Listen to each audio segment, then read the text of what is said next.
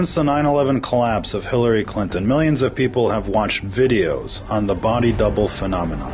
And for good reason, as her miraculous recovery was too intense to believe. Too unbelievable to be true. Close-up pictures before and after the collapse seem to show slight differences. The new Hillary looked younger and somewhat thinner as well. This is some of the only known footage of Hillary before her collapse. When we compare this footage to the footage of her reappearance, the differences are slight. If this is a body double, the differences are so minute that it looks more like a twin than an actor. What makes things even more confusing, perhaps, was her first televised appearance after that collapse. She flickered on and off the screen, her and her podium, which suggests something else must be going on. And what's even more perplexing is that if you compile the different videos of her over the last month or so, we keep seeing 2 or 3 different Hillarys. The changes are quite remarkable for just being a few days apart. Look at the different versions for yourself. It's one thing to change over the years. It's another thing to change day after day.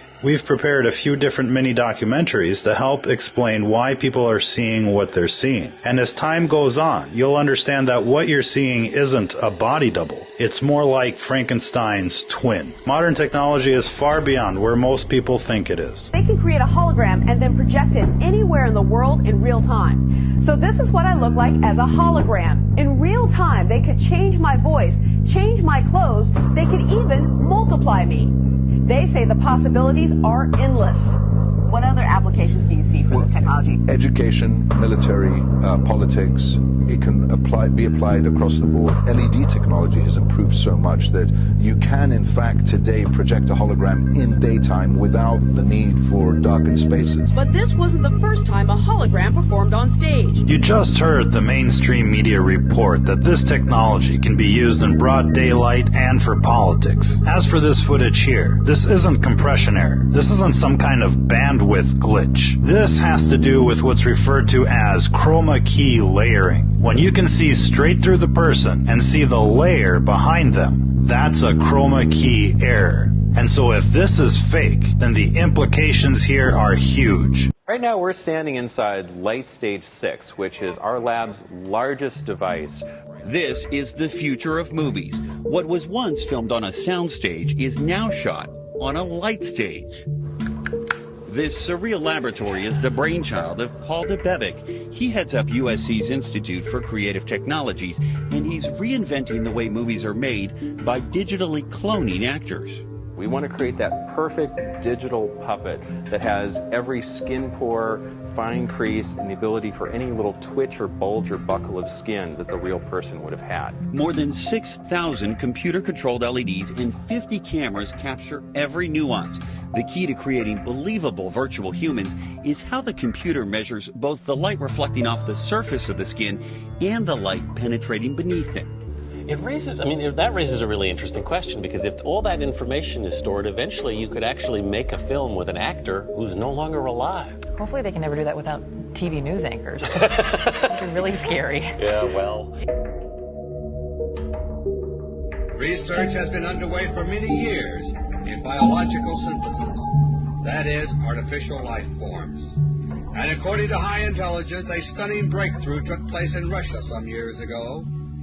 The Russians refer to this breakthrough as a providential discovery, something they learned almost by accident. They discovered the key to creating what are known as organic robotoids. An organic robotoid is an artificial robot-like creature. It looks and acts exactly like a human being, and yet it is not human. A robotoid is alive in a biological sense, but it is an artificial life form. Robotoids respond to conventional routine medical tests in the same way as humans do.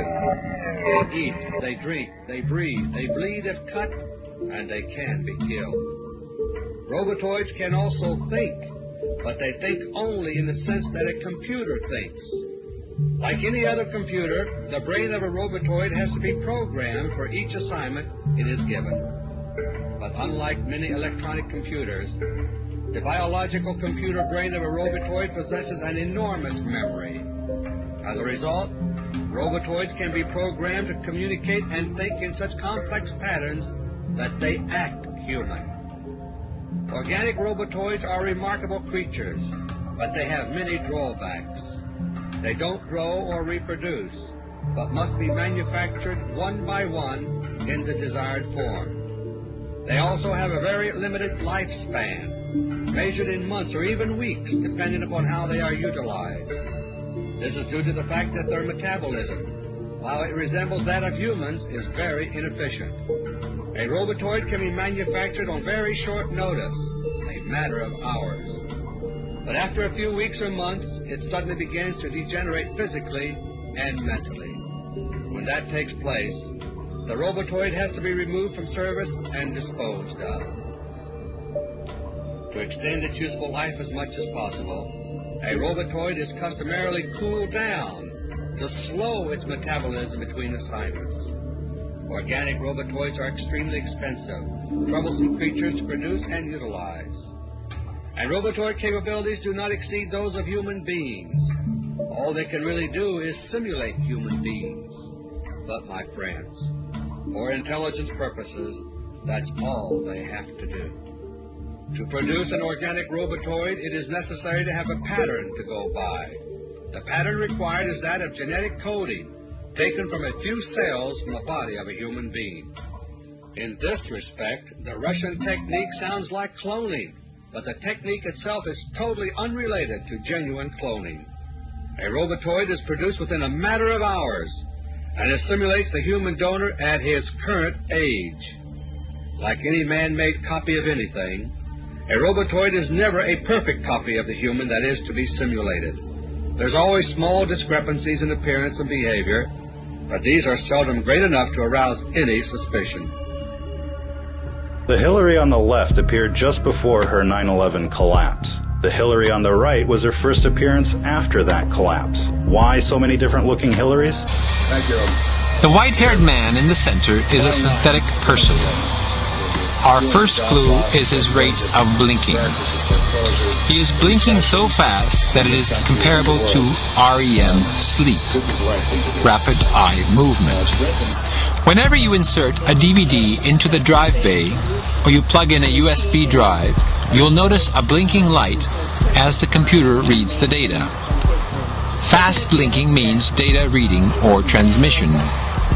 The circumstances of the shooting, of course, and that will have to be sorted out. Conflicting reports as well about his injuries. The injury said to be to the back of his head. We're getting word from the White House that they are slightly more optimistic than they were earlier this afternoon, but there's still no word. It's been long suspected that synthetic clones live among us. Some are part droid, others are more advanced. Everyone has seen these people on TV before. Now just imagine trying to function while blinking 3 times a second. Guess what Chelsea Clinton's apartment used to be? So we posted a link and we went to it. MetroCare Home Services Inc.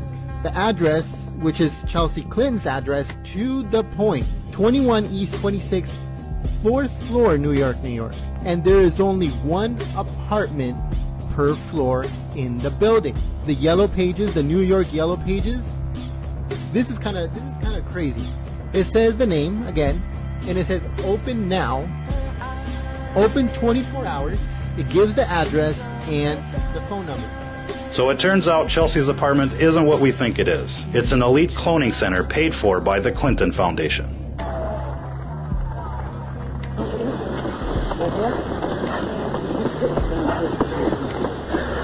Moments later, the president was driven into Camp David, and Mrs. Carter was rushed there from the finish line. But 2 hours later, saying he had to be dragged off the course, the president showed up. Unfortunately, this phenom is nothing new. It's been happening for decades. It's time for people to wake up and smell the clones. If you're listening to this, you are the resistance.